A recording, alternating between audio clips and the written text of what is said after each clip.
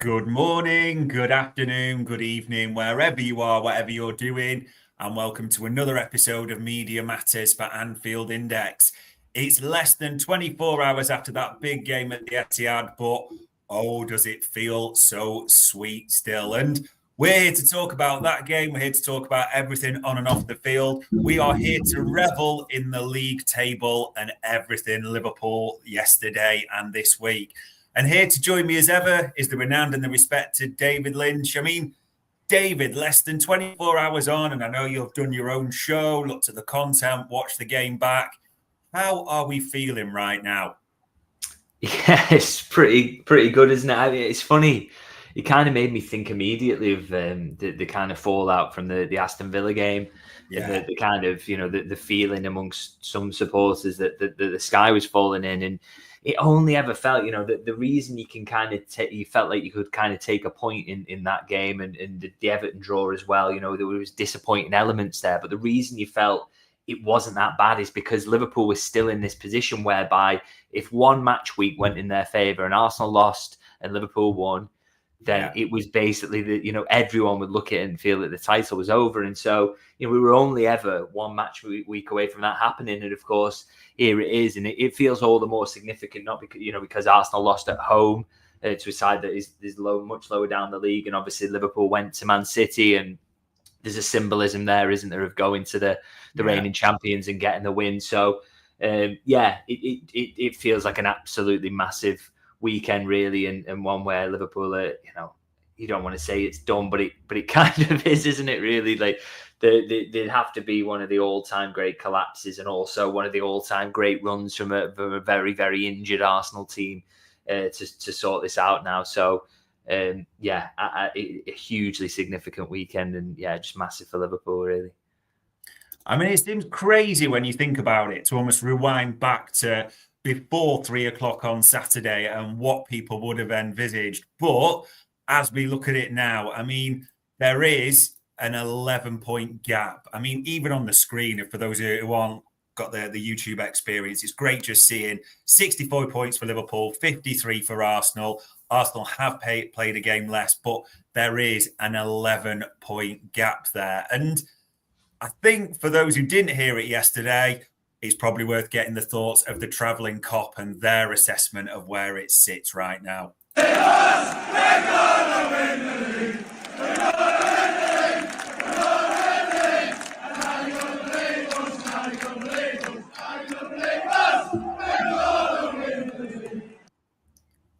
David, can you come up with any counter to that argument at the moment?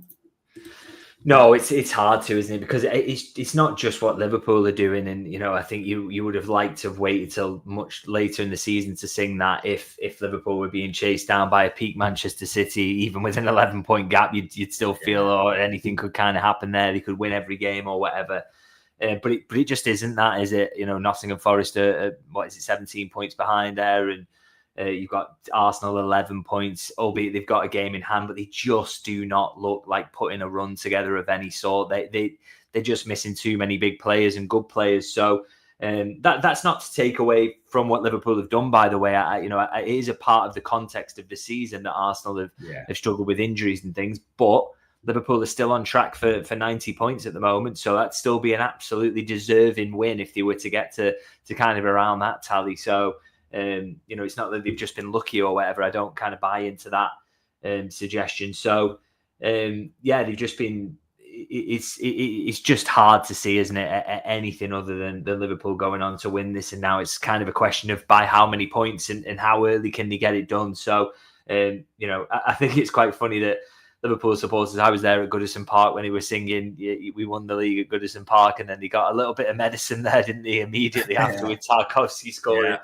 But I don't think there was any risk of this one blowing up in the faces, to be honest. And I think it's absolutely right to sing that Liverpool will win the league this year, which obviously is, just to be saying that in February is fantastic. And I didn't think we'd be having a podcast where we'd be saying that at this point of the season. Yeah, it seems insane. Avo the third there saying number 20 is incoming. Arsenal giving us a guard of our honour at Anfield will be so special. He's positive. Tony Steele, maybe a little bit more coaching needed, says, if we could do Newcastle in the week, I will feel even more relaxed. We'll have Come to on, see. Tony. Bloody hell. Yeah, indeed. Who knows what it'll take for Tony? But we will talk about Newcastle at the same time this week. And before we even do that, we've got to rewind to yesterday. And it was a very different performance we got than when maybe we were used to or even expecting. And it's worth just hearing before we talk about it what Arne Slot said specifically after the game. Defend, and stay mentally strong, because these players are not used that the other team has the ball more than us. So that can sometimes be dangerous, because then if you don't have the ball a lot, sometimes players go down with their heads, and in those moments City can hurt you. But that didn't happen. We just kept on being mentally strong and kept on defending as strong as we did for the whole game.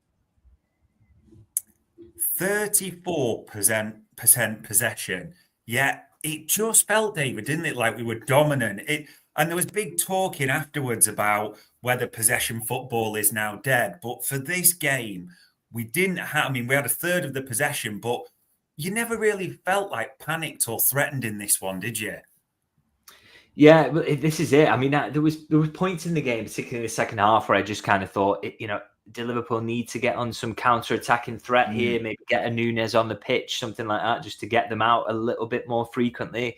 Because you felt like if City kept having the ball and kept kind of dominating possession, that they were going to create something just by sometimes a bit of luck, the ball dropping or whatever. But I think Slot just got it absolutely spot on in that he felt that they were, Liverpool had good coverage for what they needed, because City didn't have a focal point physically, did they? They didn't have the ability to create that carnage in the box like, say, Everton and Aston Villa did from set pieces or deliveries from wide. They just don't have that kind of physicality throughout the team. So it's much easier to manage that dominance of possession and then being around your box and being able to get the ball away. So, this is why I'm not a football manager. This is, like I say, I was thinking about getting a bit more counter threat on, but from that point onwards, Liverpool just did not look threatened. I mean, City have 16 shots, don't they? So they dominate the shots, but they create, 0.6 something in terms of expected goals. So the quality of those opportunities is so low.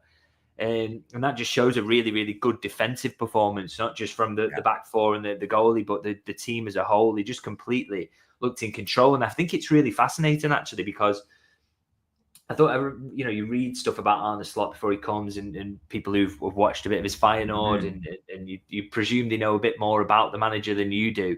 But it was kind of, he got talked up to me as a kind of Guardiola disciple, and he's got the same principles. And I've not seen that in the slightest since he's been here, to be honest. I mean, I know Liverpool have been possession dominant in a lot of games and the attack in a certain way, and you think, but it's not, there's more elements I see of kind of, he's kept a lot of Jurgen Klopp style knocking about for a lot of the games Liverpool are dominant in.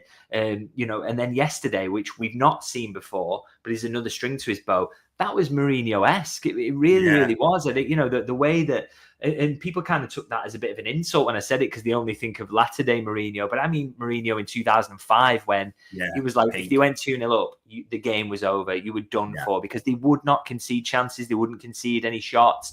And Liverpool were like that yesterday. Just unbelievable example of how to hold a low block away to a quality opponent. And, I think Liverpool would have been more flexible based on the game state. They could have been more attacking if they'd needed to. But you go 2-0 up after 37 minutes away at the Etihad, and it's like, well, let's just hold it, because we're capable of doing it. These haven't got the threat. And, I'm saying that they've not got the threat, but obviously Haaland is a miss. But City did also score 3 goals against Real Madrid over 2 legs recently. So, there is quality in terms of their attacking there. So it's just interesting, because I kind of thought he was going to approach this in terms of, let's go for a basketball match. Let's just have as many transitions as possible, and we will win that contest, because City is struggling in transitions at the moment. He just went about it a completely different way. Set piece goal, get your second on the counter attack, shut up shop. And I just thought, what an unbelievably flexible, quality coach Liverpool have got. And he just keeps showing it in different ways, and this team keeps showing it can win in different ways. And I just think that's a fantastic string to have in your bow, to be that flexible. Yeah, Polo Mintz there saying, God bless Liverpool FC. And you're right, God bless Arne Slot. I mean, It was the big surprise because when we talked about it in the week, we were thinking who might come into the forward lineup, but it was 4-2-4 out of possession. But the two false tens, which I had to think back, the only time I've really seen him play that was the first game of pre-season. I think it was against Arsenal, his first sort of game officially away. And at that time, it was because there were no forwards available. They were all in the Copa America, wherever they were, the Euros, etc. Did it almost prove that actually, forget if there's four midfielders, this guy can play different shapes at different times. And that is a massive strength, an elite coach there. Yeah, I think we spoke about it at the time and said, it'll be interesting to see whether that is kind of, when he did it in pre-season, whether that's just a case of, he's only doing this because he's got no strikers available. And I think he's just trying to get as many players on the pitch to try and give them an idea of his principles rather than this is the formation we're going to use. But the fact he went back to it shows that he's just about, yes, those principles exist and they're always going to be there in an Arne Slot team. But outside of that this was a genuine shape he felt could work in matches and that Liverpool could use it. And there we are in one of the biggest games of your season is going to that. And it absolutely coming off, really, because I think that was a big part of how Liverpool were defending so well, is because they did have kind of, you were able to go into that kind of 4-4-2 and make it really flat. And you have runners everywhere who will defend and close the spaces if City do work it about you. And then it also worked then because they could spring out on the counter. It just worked really, really well. So he's just tactically a really, really clever manager. And as I say, I'm kind of glad he's not the Guardiola disciple it was made out to be, because if you say that, he's never going to be the same level, is he? You're never going to, if you're going to get a tribute act to Pep Guardiola, it's never going to be like the original.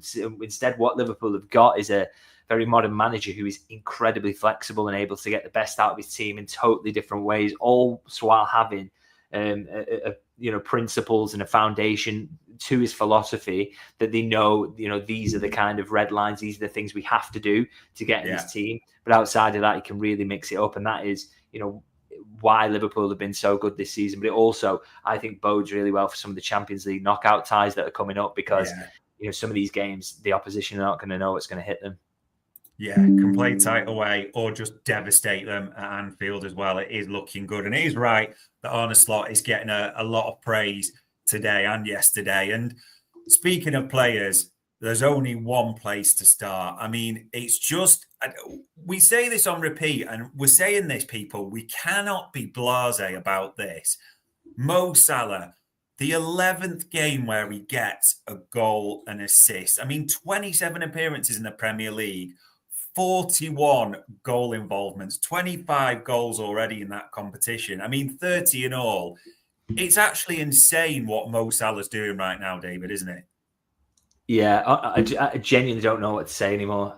He is the best player in the world. There's not a debate. Don't anyone try and bring any alternatives to the table. He's doing this in the most difficult league in the world time and time again. And I think it's telling, isn't it, that stat about it's 11 games he's got a goal and an assist in this season, and the last person to do that in the European top 5 leagues was Lionel Messi. So we're talking about he's in that kind of company now. We're comparing him not to Eden Hazard, but the greatest player of all time for me. So that's the, and I mean, he's not anywhere near Messi. I don't think anyone ever has been, but he's doing things in a season that only Messi could do. And that for me just kind of sums up the ridiculous level that he's at. And I mean, moving up, in terms of, and again, I'm talking about this season, the things he's doing this season. He's got a real chance to break that assist record. He's on to 16 now. He could even the goal record if he gets a hat trick in there somewhere. Is not out of the question completely, is it? So, it's just crazy what he's doing. But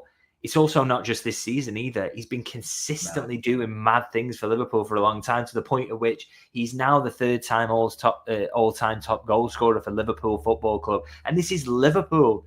They're top scorers, over years of winning leagues and Champions Leagues, and one of the most historical clubs in world football, in one of the hardest leagues in the world. That is, to get yourself up that list is outrageous. It's crazy. And if anyone would have said when he signed, this winger is going to end up being 3rd all-time top scorer, could still, by the way, chase down Roger Hunt, couldn't he, in 2nd place before he finishes up. We hope he gets the contract and gets the chance to do that. It's absolutely nuts. I mean, for me, I kind of always thought Steven Gerrard was the best player I've ever seen play for Liverpool. But I don't know how I can deny this guy anymore. I just, you know, as much as that affection for Gerrard as a local lad, and you know, please let's not ever play down how good he was in poorer teams. But this guy is just Mo Salah. He has to be the best Liverpool player I've ever seen, the best player in the world at the moment. I'm struggling to come up with more compliments about how good this guy is. He's a unbelievable leader as well with everything else, and not a bad right back as well, judging by some of the tackles he put in during the game. So he's just phenomenal. Absolutely, what a joy to watch him. He's been an absolute privilege to cover every season he's been at Liverpool so far. Is that also people, whatever criticism, and I mean people have seriously been clutching at straws when doing this, they've been about Salah. People have always said, oh, well, he stays up the pitch, like it exposes Trent or the right-sided midfielder. I mean, let's just be honest. Salah did a better job with Doku than Trent probably yesterday, didn't he? Yeah, that one moment where he was back making tackles, it was great. Yeah, I felt a bit harsh on Trent there because it did make him look really bad. But I just think Doku wasn't expecting Salah to be as kind of tenacious as he was in that moment. But the thing is, he does leave Trent exposed quite a lot. But that is the tactic, by the way. Slot is asking him to cheat a little bit to give Liverpool that out ball to be, to get them up the pitch in that way and to always try and pin his fullback back. So that is part of the job, really. But he showed yesterday in the biggest of games that, when you do need that little bit of help down that side, you don't want to drag Gravenberch out there constantly, that he can do that. And if he was asked to do it more, he absolutely would. He's an unbelievable team player, isn't he, as much as anything else? And, I think we see that in the assist numbers he's putting up as well. It's not all about personal glory. He likes setting up goals as well. So, it's just utterly world class. And like I say, best player in the world. With no one even close to him at the moment. Yeah, it just isn't even a competition. But one other player I did want to mention that there was lots of great performances, and we'll come to a few other, but it felt like Dominic Szoboszlai was the chief support act yesterday. I mean, you saw him at full time. He literally fell to the floor, and he had a few words to say after the game as well. Dominic, very well done today. How satisfying a victory is that? Oh, it's very important. We came here to take the 3 points, and that's what we did. But it wasn't easy. They were managing the game almost the whole game, but that's part of football. Sometimes you have to just put your head down and run for each other, and that's what we did. And at the end, the result is for us. You have to put your head down and run for each other, but we've got to be fair. He did more than that because he finished a great goal. He gets an assist from the set piece as well, and would have had two if the Curtis Jones one wasn't just offside. This was a brilliant performance from him, wasn't it? Yeah, I think he's been fantastic all season for me. I didn't really get some of the criticism he was getting early in the season, to be honest. I just think he's a quality player. I don't really understand. I get maybe the end product criticism. Yes, it could be a little bit better there, but I think we're starting to see that now more and more. And I think we're having this conversation more frequently. The end product is coming. It's getting there. Yeah. I mean, he should have had an assist against Villa. I do not care for anyone saying that he shouldn't have passed it. That was a brilliant pass, and it should have ended up in the back of the net. He gets obviously the goal and the assist here, and then he should have had another assist as well. Very unlucky with a marginal offside, and you're getting that now. All that end product, him showing all the quality that he's got, plus the fact that he's, one of the most tireless runners we've seen in a Liverpool shirt. I mean, he does everything Jordan Henderson did, didn't he, in terms of getting about the pitch. And covering ground and covering any gaps. He's just absolutely so selfless, really. And you see how much he puts into it. By the way, he looked at full time. He could barely talk, couldn't he? So, you want people like that in your team, don't you? He's another one who's got kind of leadership qualities as well. And we see that for his national team. He will lead by example, and he will run and run and run for you. But he's also got incredible quality as well. So that's a really, really nice mix. And I really like him as a player. I have done, since day one, really. And I think, he's had dips at times in his Liverpool career, but for me, a lot of the criticism has been way over the top, really. I think he's a world-class player now. And I think he's going to get better as well. You forget he's only 24 years old. I think there's a lot more to come from him. And you think, you think about the trajectory Steven Gerrard went on in terms of his output. Much later in his career, started to just score goals, didn't he, out of kind of nowhere, and score them consistently. I think Szoboszlai will do this similarly. I think he's just going to keep adding more and more end product as he gets better and better, and he learns more. He learns more about the timing of his runs, because the quality of his ball striking, it just can't be debated. So, and he's 2-footed, and I think he's got the legs to get into the box as well. So I think we will see more goals and assists from him as he goes on throughout his Liverpool career. But he's doing enough at the moment, that's for sure. Red armchair supporter there, calling him Dominic Two Engines of Bosley, and he was. I think he spent all his fuel yesterday, but it was so important. And if we're giving him praise, which we rightly should, a little bit of a mention for Aaron Briggs in that set piece. Liverpool scored a set piece goal, and probably nothing like we expected it to be. Yeah, exactly. It's if you're going to pick a time to actually finally score a set piece goal, this was probably a really, really good one, particularly as it's the opening goal in games. I mean, I just feel like that's an improvement Liverpool can make towards going into next season. And the manager's alluded to it already himself. They need more set piece goals because, you just think, had they nicked one against Aston Villa, they would have won that game. Had they nicked one against Newcastle, they would have won that game. Had they nicked one against Everton, you just start to think of all these moments where a set-piece goal would have come in handy in some of the tighter games. And, I've said it about Arsenal time and time again, not a criticism at all, but if you were to criticise Arsenal, it's maybe they're overly focused on set-piece goals. But in terms of squeezing everything out of it, I think it's absolutely fantastic what they've done recently, because I've seen so many games from them in recent years where they've played okay, and then all of a sudden they're 2-0 up from two corners, and you're like, and then they go on and get a third on the counter because the game becomes easy then. There's a game against Tottenham in particular away from home, just sticks out in my mind. You get 2 set-piece goals there, and everyone thinks they cruise it, but they don't. They just get the goals from cheap goals there. So just wanted to see Liverpool do a bit more of that, and they are working towards it. They want to get more of them for next season, clearly as well. Do wonder whether that set piece coach thing will be revisited, because it wasn't ruled out at the time, and I still think they're having a look what's out there. So I think I want to see a little bit more of that. But it's big credit to the staff, because it was well worked and it came off beautifully. And I would also say in recent weeks there's been a few really nicely worked ones that they've just missed and they haven't come together, but they've been, the plan was very good. The execution, maybe not. So really, really good to see that come off in the moment that it did. And I think that's, if they can get a couple of more of those between now and the end of the season, particularly in the Champions League, that would be very, very helpful.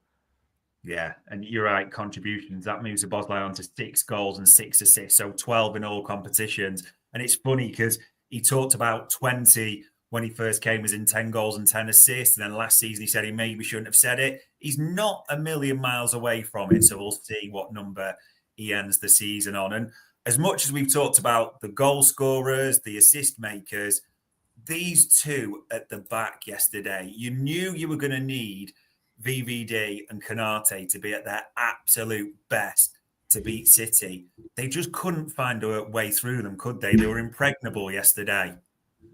No, exactly. Just kind of, they never really at any point looked like they were stretching for anything, or it was difficult for them. They just bullied anyone who tried to go into the box, completely marshaled everything, thought the way they held the line, brilliant.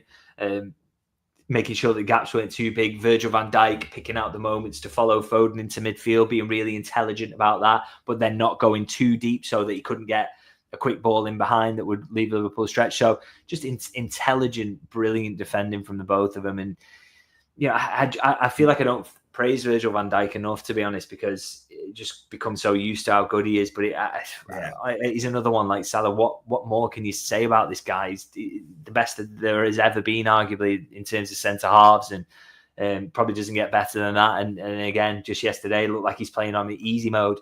It's like, I thought that was a great quote from Carragher actually about him, in terms of, it's almost like there should be another level of football he has to play at to test himself, because this is too straightforward. And again, I thought yesterday we kind of really sort of kind of lent into that kind of suggestion, didn't it? It was very, very easy for him.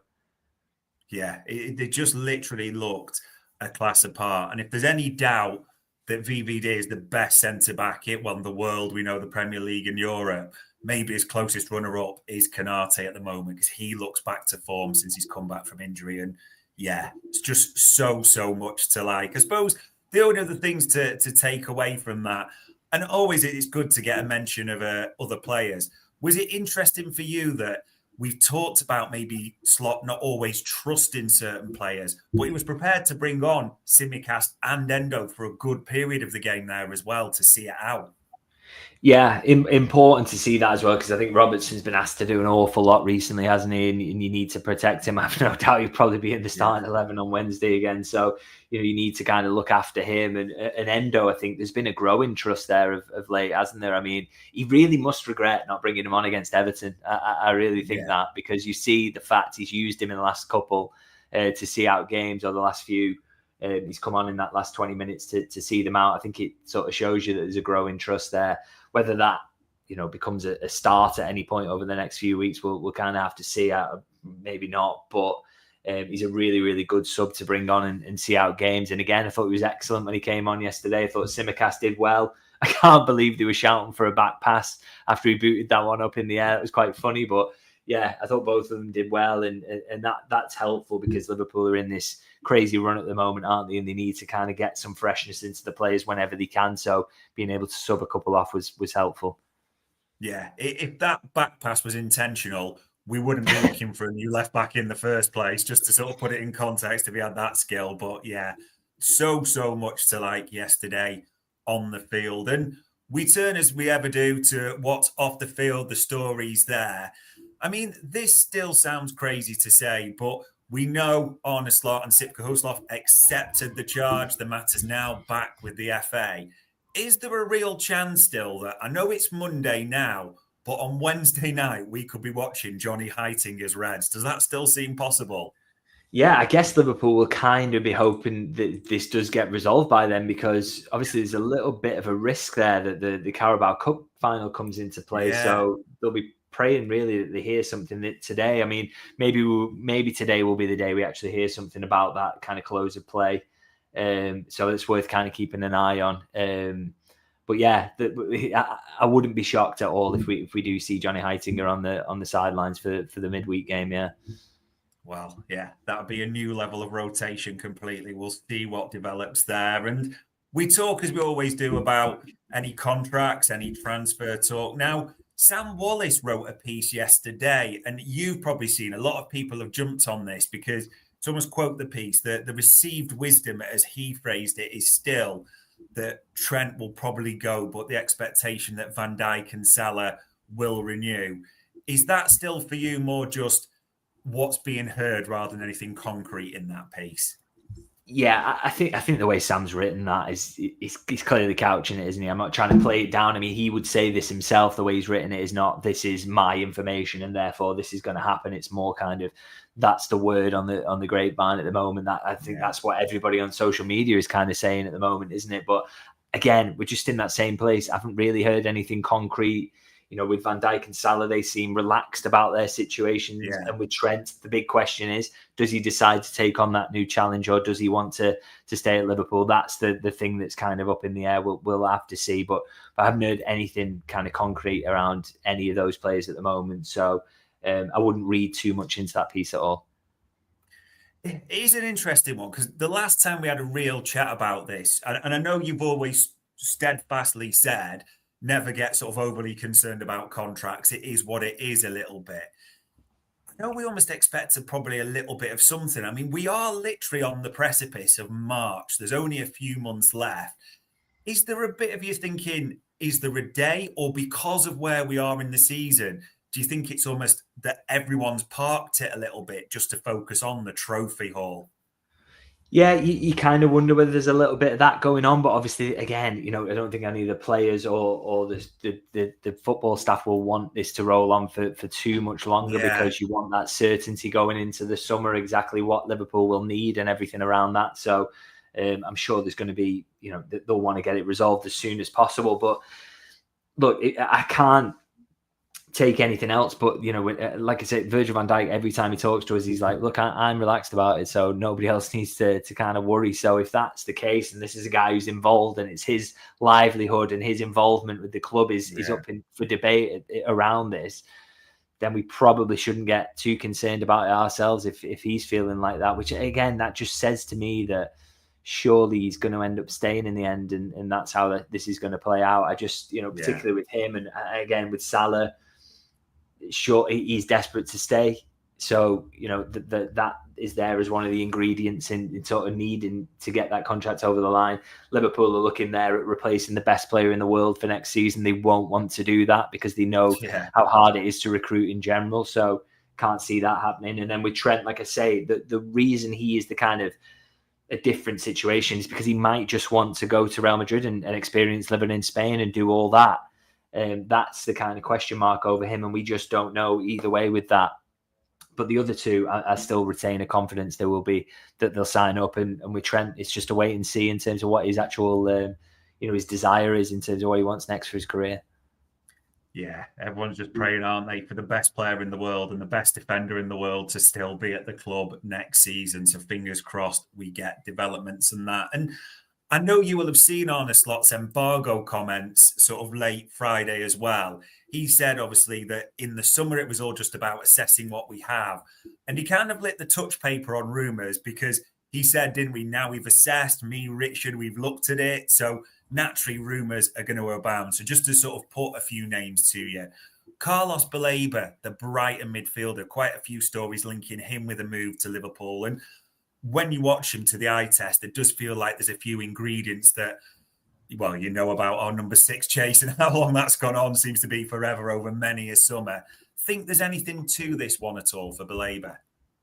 Yeah, I think Liverpool like him because I think they liked him when he was at, was it at Lille he was beforehand? Yeah.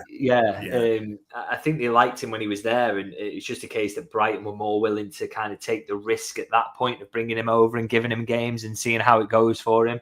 Liverpool obviously want something that's a little bit closer to the finished product, really, when they sign a player. So, you know, I know he's been someone who's been on the radar. Again, you know, the big problem there is kind of how much are Brighton going to ask for? Yeah. It's possibly insane money. So, you know, he's going to have quite a bit of contract left. So, but he's a very capable player, and Liverpool are hardly short of money, are they? They haven't spent much recently, and I think they're going to generate an awful lot through sales this summer. So, you know, I wouldn't rule this one out at all, but I haven't heard anything kind of concrete around that. And it'd be interesting what they do around midfield as well, actually, because, you know, are they looking for a kind of nailed-on starter to come in? Who does that push out? You know, do we see more rotation from the manager if someone like this signs? That those are the kind of questions in terms of what they're looking at. But yeah, it wouldn't surprise me at all if Liverpool are keeping an eye on him. But that would be a really hard deal to get done. I would say that. Yeah, it would be a fortune if it was to happen. And the other couple of names, because whatever anyone thinks of him, Fabrizio Romano does draw a lot of eyes. Mentioned that Liverpool are very serious about a centre-back coming in. And I know we've talked about the expectation Joe Gomez does depart this summer as well, as I say, part of raising those funds. This name, first of all, Castello Luqueba. So French, can play left-back and centre-back. Linked with us a lot during last summer as well. Heard anything on this one at all? Because it is mentioned even today. Yeah, again, he's kind of one of those, isn't he? He's the Red Bull player. I've kind of had suggestions in recent years that maybe like last summer that there was kind of some interest there, and they were keeping an eye on him. Maybe that was one to kind of, they were waiting to see what happened with Joe Gomez, and if he did go, then they would jump in there. So yeah, not one would want to kind of feel comfortable shooting down at all. But obviously people who watch him more frequently will know much better than me in terms of whether he's good enough for Liverpool or not. But yeah, I had some encouragement last summer that it was maybe someone they were looking at, but whether that comes to anything or not, we don't really know at the moment. And I suppose just in other terms of names, we kind of mentioned him last week, but Dean Huijsen mentioned again a number of times having a great season. Even today, about an hour ago, Paul Joyce even mentions Jarell Hato. Do you think those are two names that are definitely worth keeping an eye on? Yeah, we know they've been monitoring that kind of young centre-half pool for quite a while now on the basis that they've just been expecting movement there. And I think it is finally going to happen this summer. I really do expect that Joe Gomez will leave and go and get more football elsewhere. And, we'll leave with everyone's blessing. But yeah, there's going to need to be movement there for Liverpool. So they're keeping an eye on what's out there. But there's so much up in the air about it. I mean, we spoke last week about Huijsen and kind of, what can you guarantee him in terms of minutes? Is he happy with that? Does he feel like he might be better at staying at Bournemouth till he gets his big move and comes in? A lot of things that are kind of up in the air around that. Maybe Hato would be quite good because obviously he's still very young and would probably be more willing to accept a bench role for a lot of time. So and obviously to come in, learn from someone like Van Dijk would really kind of be a selling point for you there. But there's an awful lot up in the air there, and it's worth mentioning. There's so many players that Liverpool do like that. It is kind of it's difficult to pick out which ones are actually going to move forward with and try and sign, particularly at this early stage. Yeah, there will be a lot of time and a lot of names between now and the summer, no doubt about it at all. But in the more immediate future, it doesn't stop, although it's a bit strange because it's Newcastle on Wednesday, 8:15, a late one at Anfield. And then because of the FA Cup and Liverpool not being involved, there is no game on Saturday. I mean, this is an interesting one, isn't it? Because if you look at Newcastle, they literally did just, despite being 4-1 ahead, just beat Nottingham Forest 4-3. This is intriguing, though, as a Carabao rehearsal, isn't it, first of all? Yeah, I think you've got to kind of look at it in a different way, though. I struggle to see this as a Carabao rehearsal just purely because the Anfield factor is absolutely massive, isn't it? You're going to see, Newcastle will put absolutely everything into that Carabao Cup final. This one's, maybe a little bit less important for them. So it's going to be a kind of, and the Wembley pitch is massive. It's just a few factors really that make this a kind of difficult game. And the interesting thing around Newcastle is that obviously went on quite a long winning run not that long ago, but they kind of dropped off a little bit recently. I mean, prior to yesterday, I think they lost 3 out of the last 4 Premier League games. Yeah. So, and obviously they just struggled to get over the line there against Nottingham Forest in the end. So their form is a little bit shaky at the moment. And coming to Anfield is obviously very, very tricky for them as well. And I think the one thing that might level it up is Liverpool's schedule recently has been insane, and a lot of big and difficult games in there. Newcastle are very physical and they can run everywhere, so that could make it really tricky for Liverpool. But we've seen that the quotes from Virgil van Dijk today that the job is to make Anfield as inhospitable as possible and make it difficult. And I think more than ever, I think fans are going to be really, really important on Wednesday night because this team is going to need some help. With everything they've gone through recently, they're going to need the supporters to be absolutely on it. And if they do that and they can get a win, then 11 points out of potential 15 out of that 5-game run that we highlighted as so crucial, that would be an incredible return, and a return that basically put them in a position to go on and win the league at a canter, really. So that's the job for anyone. If anyone listening's got a ticket to Anfield on Wednesday, you have to be absolutely at your best. It's because these players are going to need it, and they deserve it as well for the work they've put in recently.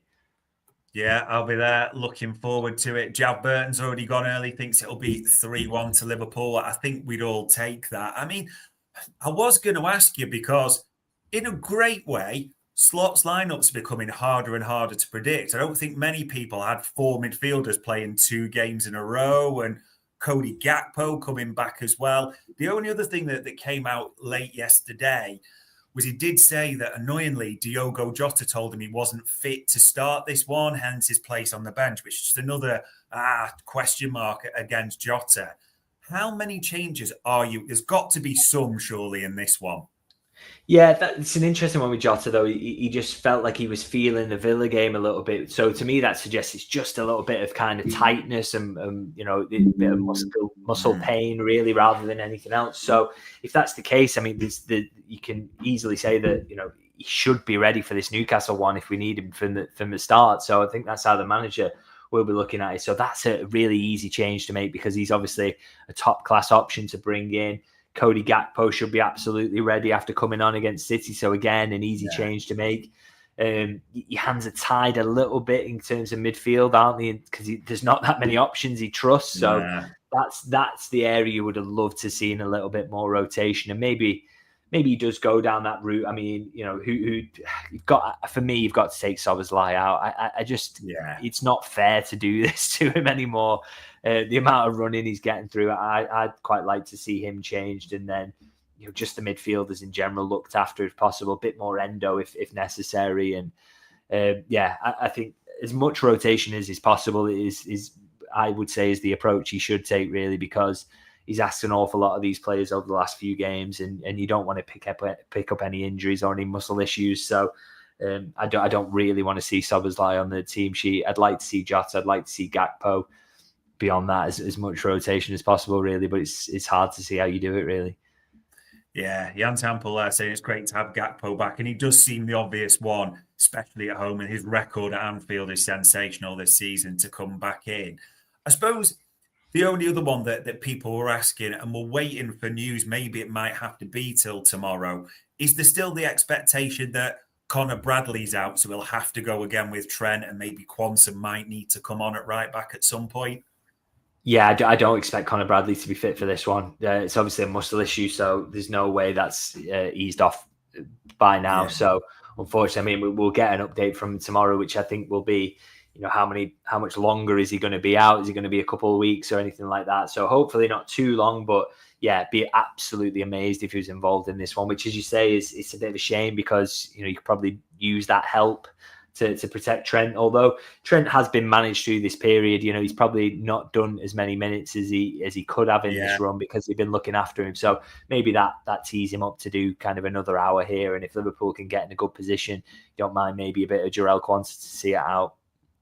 Yeah, it just feels again like this stage of the season, and with there being no game at the weekend, just win however it comes, no injuries, and move on for the Europe and PSG. That would be absolutely perfect. There we go, ladies and gents. Even now, just looking at it at the screen, just in case you wanted a quick reminder, Liverpool are 11 points clear on 64 at the top of the Premier League. 53 for Arsenal, as we say, lost at home to West Ham. It seems to be real struggles for them with their injuries and different bits. There is that feeling, quite honestly. There is one hand on the title right now. Let's see what Newcastle bring to see if that grip gets any stronger. All it leaves me to say as ever is David, for the time, the insights, and just for keeping the mood bouncing on Monday. It is much appreciated. Oh, thanks for having me. And ladies and gents, that was another Media Matters for Anfield Index.